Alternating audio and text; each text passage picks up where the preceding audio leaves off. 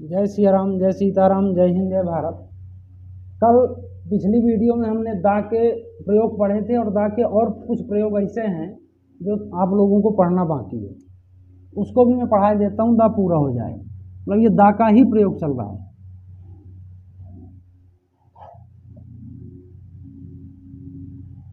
तो वहाँ तक हमने ये सीखा था कि कोई भी चीज़ एक हो दुनिया में, स्मारक हो या नदी हो या पवित्र ग्रंथ हो, सुपरलेटिव डिग्री हो।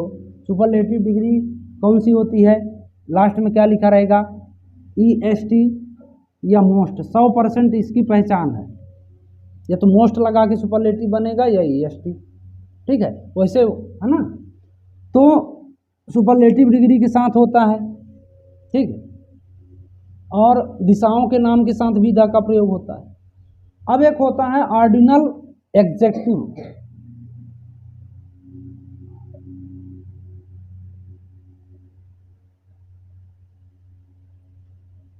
ऑर्डिनल एग्जेक्टिव मतलब जैसे हम गिनते हैं ना, फर्स्ट, सेकंड, लास्ट, है ना, नेक्स्ट, ये सब ऑर्डिनल एग्जेक्टिव में आते हैं। जैसे मान लो हमने लिखा फर्स्ट,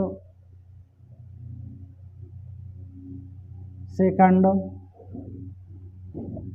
लास्ट, नेक्स्ट या प्रीवियस, है ना।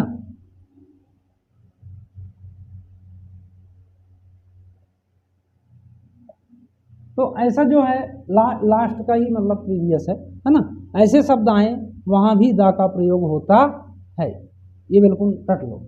तो ऑर्डिनल एग्जेक्टिव में भी दा का प्रयोग होता है।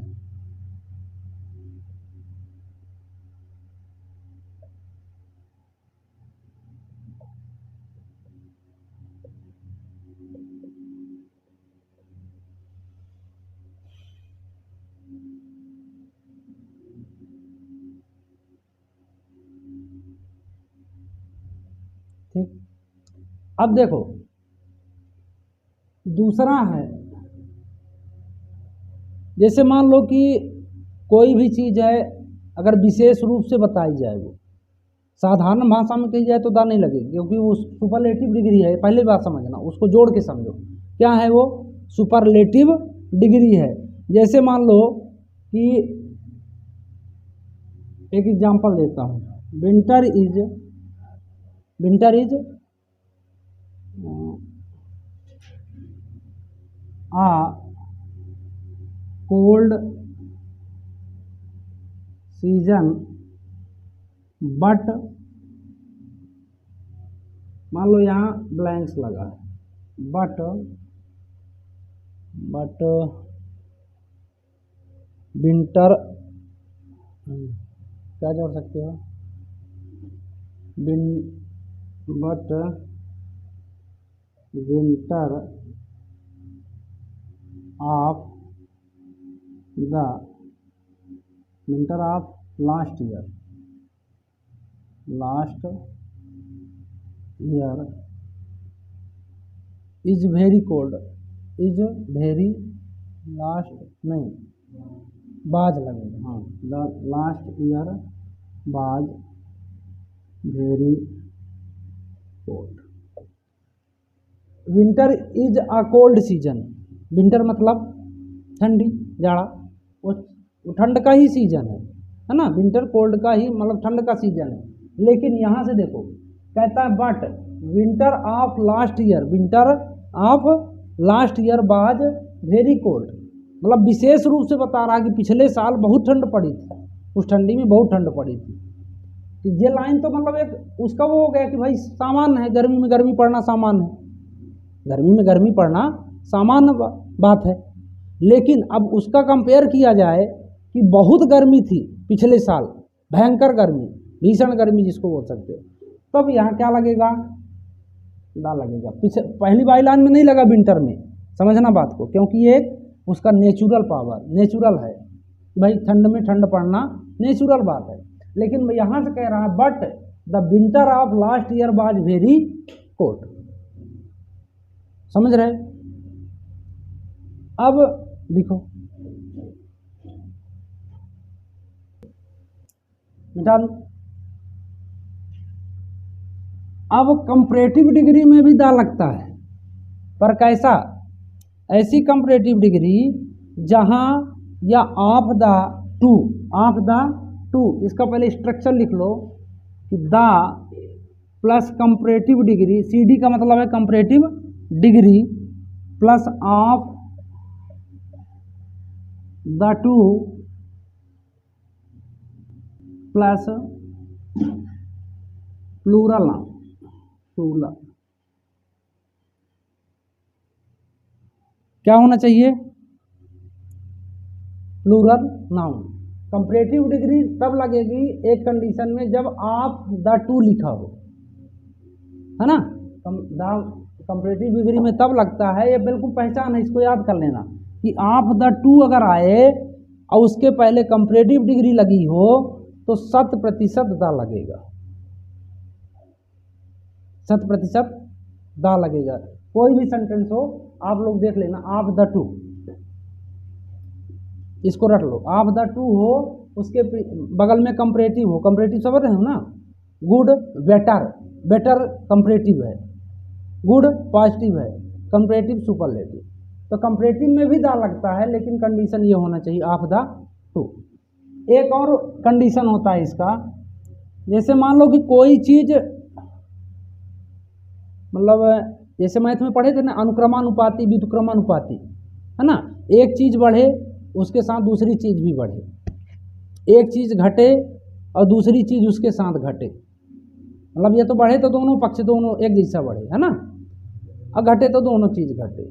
वहाँ भी अगर कंपैरेटिव डिग्री का प्रयोग होता है तो दा लगेगा। क्या लगेगा? दा, है ना। जैसे एक एग्जांपल देख सकते हो, the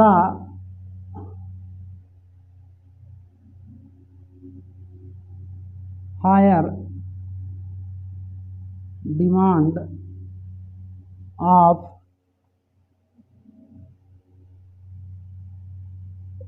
material in the market, the higher of material in the market, the higher will be, the higher will be its price, है ना, the higher will be its price. मतलब कहने का मतलब यह है कि higher demand of material in the market, अगर जितना डिमांड अगर किसी पदार्थ की बाजार में होगी, किसी वस्तु की ज़्यादा होगी, तो उतनी ही उसकी कीमत में वृद्धि होगी। तो जितना कीमत, जितने मतलब पदार्थ की मांग है, जितना मटेरियल की मांग है, उतना कीमत बढ़ेगी। तो दोनों साथ में हो रहा है। अगर पदार्थ की मात्रा बढ़ रही है तो क्या हो रहा है? मटेरियल भी बढ़ रहा है। हाई, हायर, हाईएस्ट, हायर कौन सी डिग्री है? कंपैरेटिव डिग्री है ना। तो इनके दोनों के पहले क्या लगेगा? दा लगेगा। ये दोनों कंडीशन कंपैरेटिव में भी दा लगता है। समझ गए? अब एक चीज और पढ़ाता हूं आप लोगों को, बहुत अच्छी चीज है। जब प्रॉपर नाउन कॉमन नाउन की तरह कार्य करे, वहां भी दा का प्रयोग होता है। एक कंडीशन में प्रॉपर नाउन में भी, जब प्रॉपर नाउन कॉमन नाउन की तरह कार्य करता है तो उसमें भी दा लगता है। इसका नियम लिख लो कि जब प्रॉपर नाउन कॉमन नाउन की तरह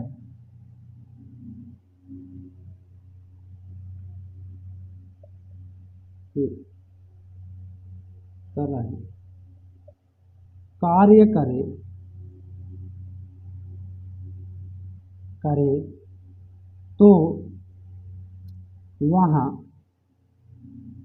आर्टिकल द का प्रयोग होता है।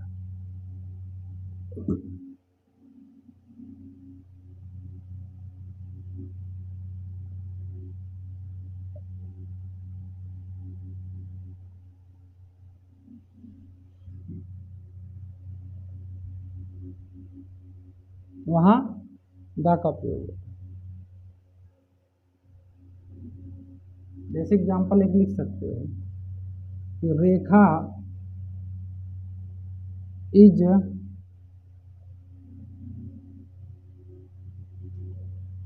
सचिन तेंदुलकर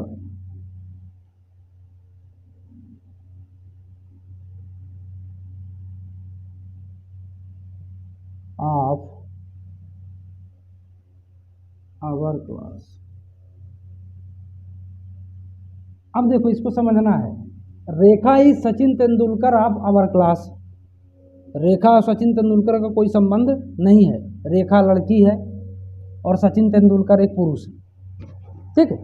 लेकिन ये तुलना किससे की गई, सचिन तेंदुलकर की तरह। वह अच्छा क्रिकेट खेलती है, मतलब उसका मतलब क्लास में बहुत बेहतरीन क्रिकेट खेलती है ना। नहीं कहते क्लास में कि ये हमारे क्लास का आर्यभट्ट है, तो आर्यभट्ट नहीं है, मतलब उससे मैथ बहुत अच्छी आती है। इसमें बहुत सारे एग्जाम्पल जोड़ सकते हैं। Mohan is Aryabhatta of our class, इसमें भी दा लगा सकते हैं। Mohan is the Aryabhatta of our class, है ना। या Sita is Lata Mangeshkar is our village, हमारे गांव की लता मंगेशकर है,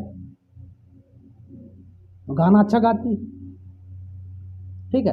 अब एक चीज और समझो कि प्रॉपर नाउन, इसको मिटा दो, ऊपर वाला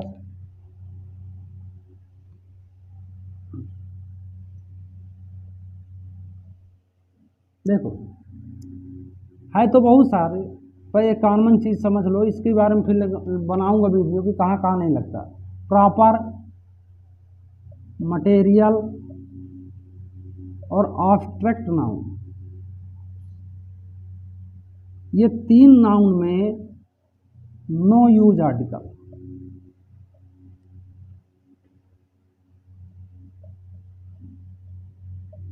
कोई आर्टिकल का प्रयोग नहीं होता, कोई भी आर्टिकल नहीं लगेगा। लेकिन मटेरियल में भी एक कंडीशन है, जब किसी चीज को विशेष बताया जाए, विशेष बताना मतलब वो सुपरलेटिव डिग्री होगी, भाई बेहतरीन है। जैसे किसी भी बात, मान लो कि मैंने कहा कि इसके घर का, मतलब जिसके घर का मान लो दूध है, इस पूरे एरिया में सबसे अच्छा मिलता है, तो उस दूध की क्वालिटी है ना, एक विशेष क्वालिटी है ना।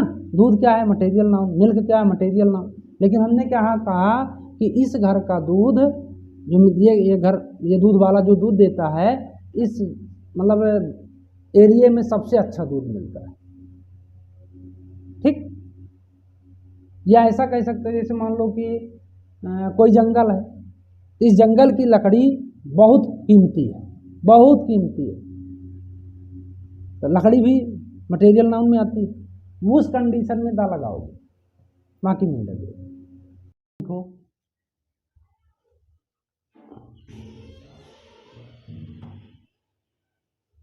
किसी संप्रदाय का नाम हो, किसका नाम हो, संप्रदाय, संप्रदाय मतलब हिंदू, मुस्लिम, सिख, ईसाई, है ना। राजनीतिक दल का नाम हो,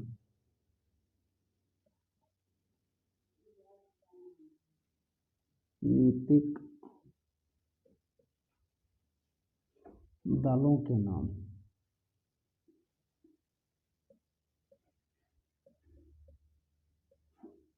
बैंकों के नाम,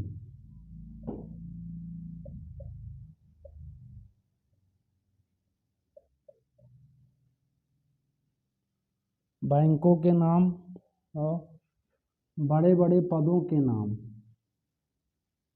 बड़े बड़े पदों के नाम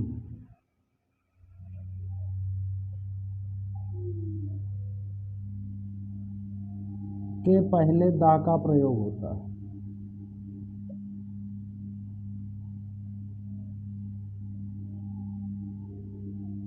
तो प्रयोग होता है। देखो जैसे संप्रदाय, संप्रदाय में जैसे मान लो हम ये हिंदू हो जाए, हिंदू हो गए। राजनीतिक दल मतलब जैसे बीजेपी, कांग्रेस, आम आदमी पार्टी, है ना, तो द बीजेपी पार्टी।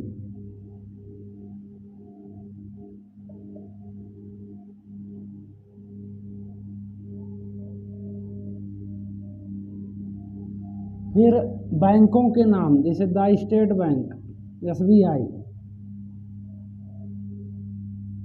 है ना, द SBI बैंक।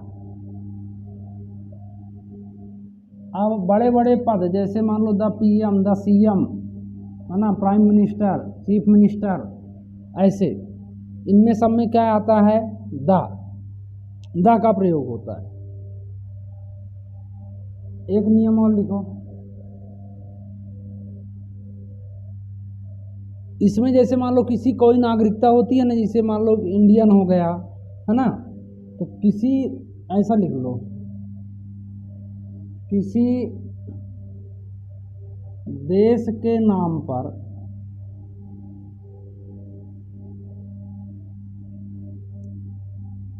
पर बोले जाने वाले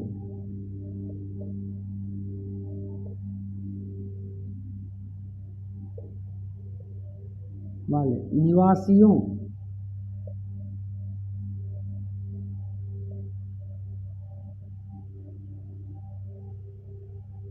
के नाम के पहले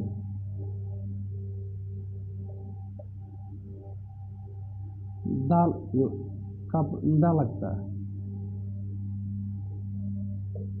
लगाया जाता है, इसे का प्रयोग किया जाता है। जैसे द इंडियन,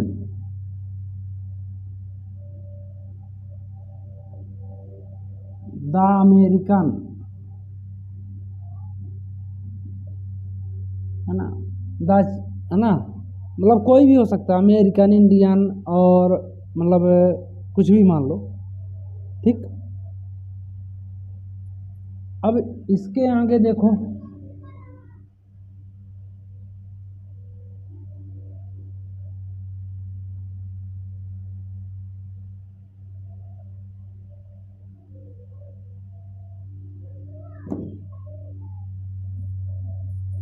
ये बहुत अच्छा कॉन्सेप्ट है, इसको देखना। आल और बोथ, आल मतलब भी सभी, बोथ मतलब दोनों, है ना, बोथ मतलब भी दोनों होता है। आल और बोथ के बाद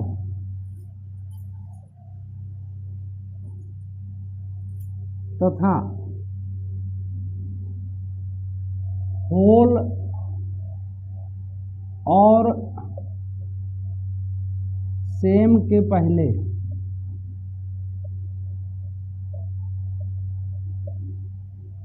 द का प्रयोग होता है।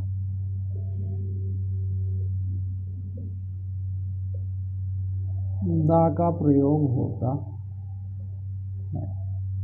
मतलब आल और बोथ के बाद, आल और बोथ के बाद, है ना, बाद मतलब जैसे देखो एग्जाम्पल ऐसा लिखोगे, all the boys, all the boys, all the girls, है ना। अब ये बाद में हो गया। अब अगर ऐसा होल में लिखोगे, है ना, तो द होल बॉयज,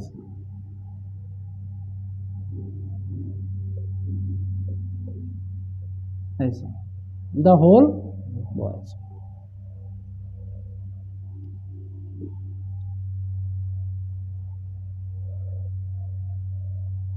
इसको मिटा दिए। अब देखो,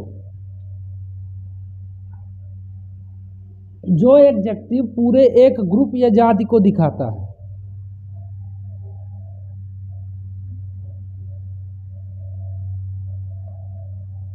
जो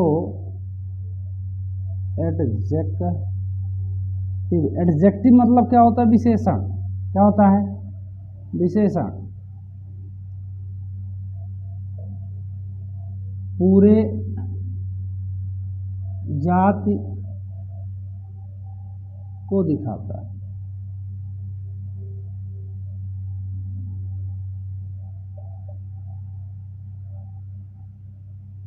वहाँ दा का प्रयोग होता है।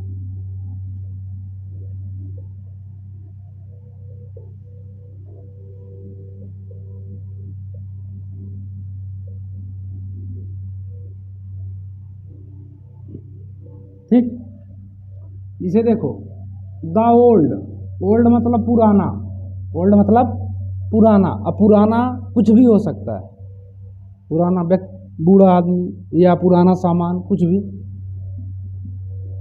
द यंग,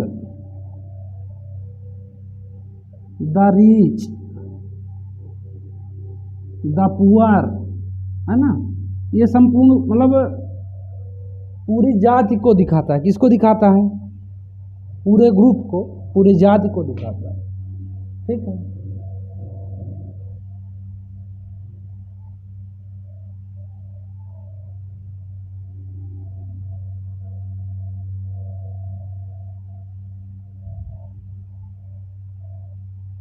लिख लो।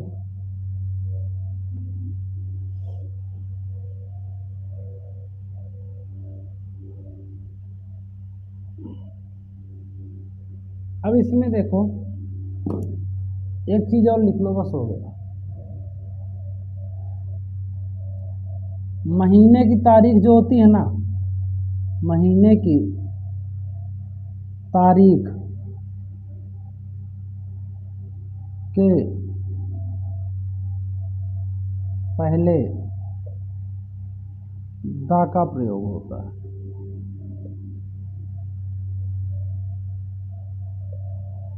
दा का प्रयोग होता है। जैसे बोलते हैं ना टुडे, जैसे एग्जांपल में today is second, today is second of July,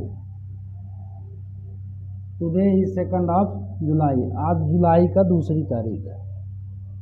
अब देखिए इधर, जैसे मान लीजिए मैं लिख दिया today is second of July, अब इसमें दा कहाँ लगाएंगे? तो मैंने लिखा है कि महीने की तारीख के पहले, महीने की तारीख के पहले, तो तारीख ये है, ये मंथ है, यहाँ दा नहीं लगेगा। मतलब दा हमको कहाँ लगाना है? यहाँ, today is the second of July, today is the second of July.